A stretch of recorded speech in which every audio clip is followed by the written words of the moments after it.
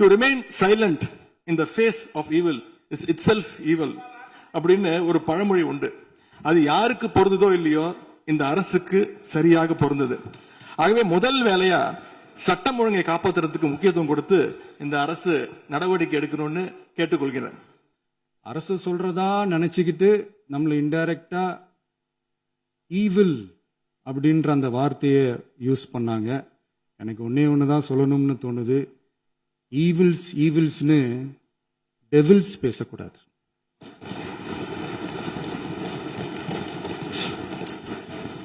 அவங்க இருந்திருந்தா ஒரு ஆக்ஷன் பண்ணணும்னு எனக்கு தோணுச்சு. எல்லாரும் போயிட்டாங்க. இல்ல பர்மிஷன் பண்ணலாமா? இப்பவும் பண்ணலாம், ஒன்றும் தப்பு இல்லை.